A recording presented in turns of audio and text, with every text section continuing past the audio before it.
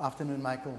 Good afternoon. Um, as a point of introduction, can you just state your name and your role and the connection to the Basel February repatriation process? Sure, thank you. So my name is Michael Janse van Rensburg. I'm the Director for Museums, Heritage and Geographical Names with the Western Cape Department of Cultural Affairs and Sport. I think before I talk about my role, I just want to say thank you for inviting me to the interview. I'm very honored. I was one person within a much larger team.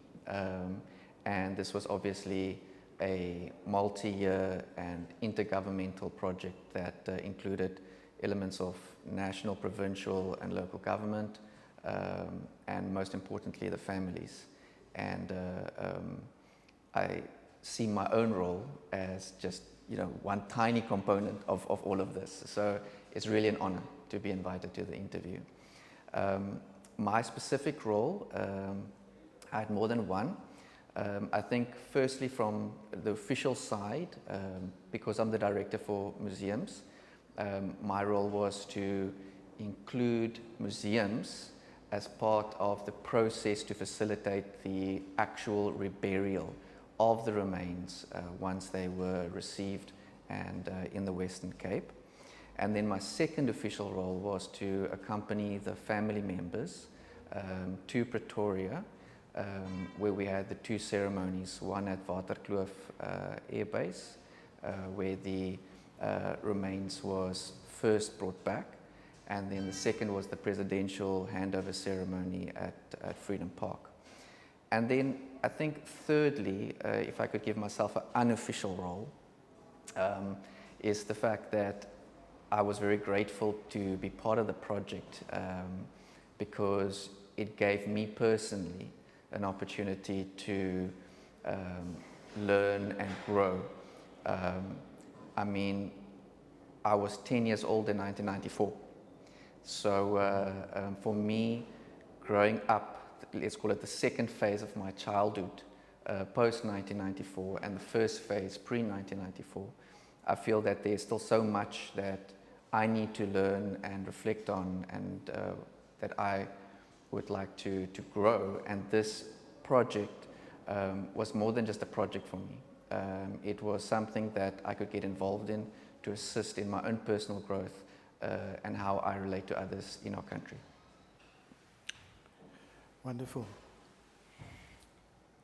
The significance of the repatriation process. Can you reflect on the moments spent with the three families at Waterkloof and Freedom Park, and what this meant for you personally and historically? Thank you. I think I want to maybe start with another aspect before I talk about Waterkloof and Freedom Park, because I did have the honor and the privilege to join the families to Pretoria. That included us boarding flights together, staying in the hotel together, having supper together, and spending most of that time together.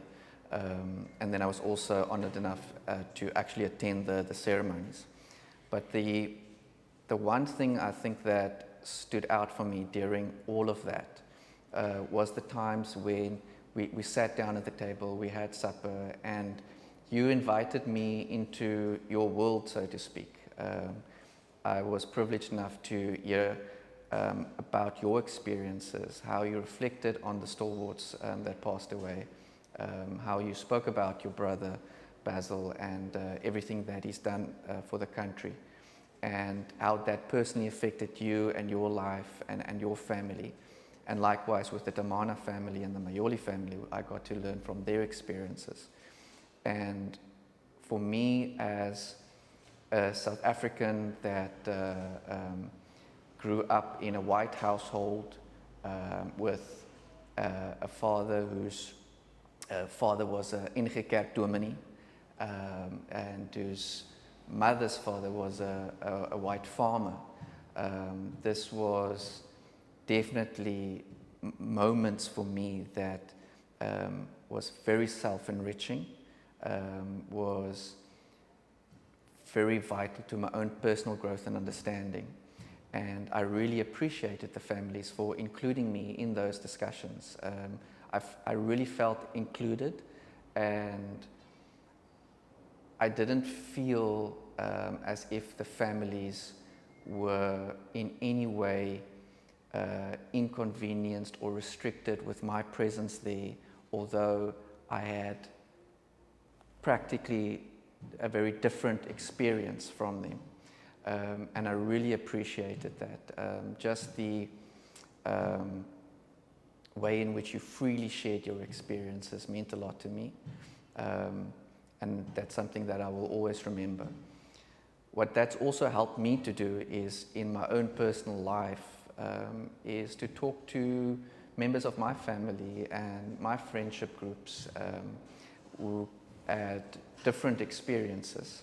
And it's created some very interesting conversations, which continues, I think, the personal reflection and the personal growth journey. It's not something that I went with the families, we received the remains, we did the burials, and now it's done and dusted. It's something that will always stay with me, and as I reflect on it, I think I pull a little bit more and more from those conversations and those experiences, and I'm able to pull a little bit more and more wisdom from that. So that is something that will truly stay with me.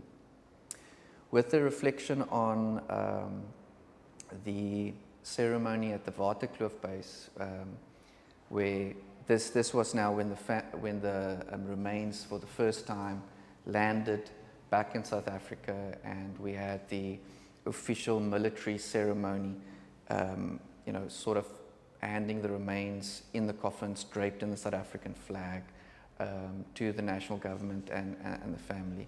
This was a very powerful moment, and this was the moment when the heroes, the liberation stalwarts, they landed back in the country that they so bravely fought for and ultimately died for.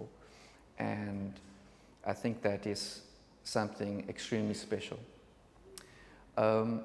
With regards to the presidential handover ceremony at Freedom Park, again, there was two facets to that for me. The one was I was invited to the interfaith ceremony that was early in the morning, meant to take place with the sunrise, and there were representatives of various different faith communities that performed prayer and cleansing ceremonies on behalf of the remains that were repatriated and that came back. And I think I was the only white person there, which again made me feel so much included. And when I reflect on that,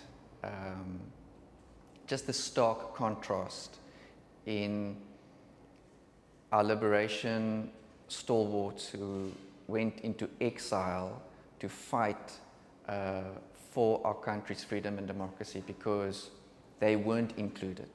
And here I am enjoying the privilege of what they fought for in a interfaith, intercultural, and even generational ceremony that was very, very special to me. A funny story there is that as you go onto the area, you had to take your shoes off because it was holy ground.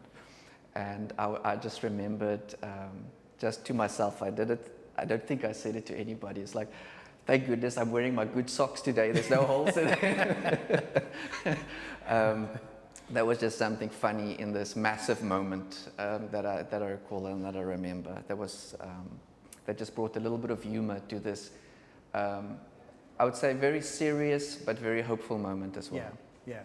And then lastly, I think with the presidential ceremony, this being the official ceremony where government recognizes that the stalwarts fought for our country's freedom and democracy, and sort of, declared and bestowed that honor and said, "We see you and we thank you." That was also a very powerful moment for me.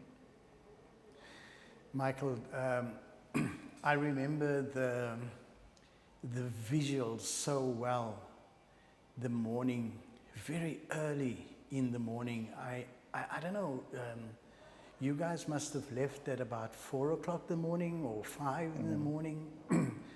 And Shay and I didn't attend that part of the ceremony. And I remember I woke up and switched on the television, and the news were live on that and showed some footage. And I was walking up and down past the television in my room, and it came to the point where the families were now brought to this sacred part of the ritual at Freedom Park. And there was this visual television image of you. Oh wow, I didn't know that. With these families, and you by that time you had no shoes on.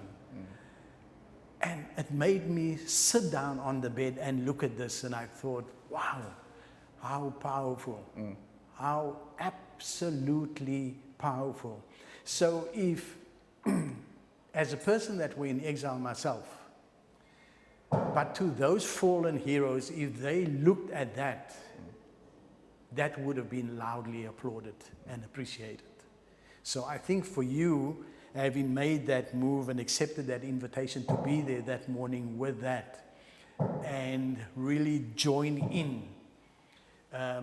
with that observation and not view it from a distance, I think it's absolutely powerful and highly appreciated by the families, and particularly by the February family. I think it was absolutely awesome. Well, thank you very much for that. I didn't even see it in that light. I saw it more of, how amazing it is for them to include me in the moment, and I was so appreciative of that. So thank you very much. On reflection on Basil February repatriation and burial, share a short story or memory of your journey and the day of the funeral. I think the day of the funeral for me was probably, out of the different events, that was the most important part. Yes, the national handover, the provincial handover, those ceremonies were important to conduct. But what we discussed in our department was that we wanted to provide care and support to the families. And for us, this was, I think, the most important priority. We discussed with the families their wishes in terms of funeral arrangements and so on, and we wanted to accommodate that as far as possible. Not because we are government and it is our duty and responsibility to serve the public, but because we recognize the gravity and the importance of this moment and the importance of having this human-to-human interaction and this human-to-human kindness, understanding that families have been waiting for this for a very long time, and trying to understand and relate with empathy as much as we could, because we would never understand the full burden that families bear, but trying to have empathy as much as we could for what families were going through. That motivated and inspired us to try and serve the families as best we could. And I felt that sort of culminated for me at the funeral for Basil February in Somerset West. As you know, the family you opted for a private funeral and not a state funeral. And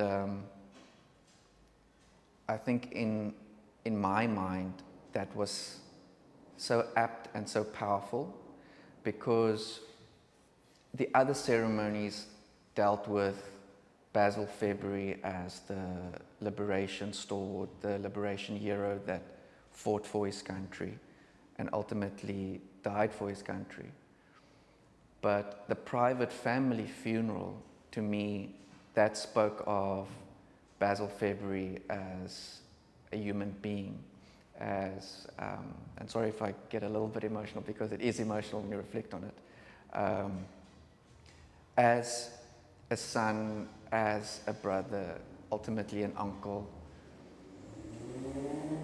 That is what drove it home for me, in the sense that, yes, if we achieved anything, it was to show the family that we cared. And now that the family can accept, Basil's remains and rebury and have that sense of closure,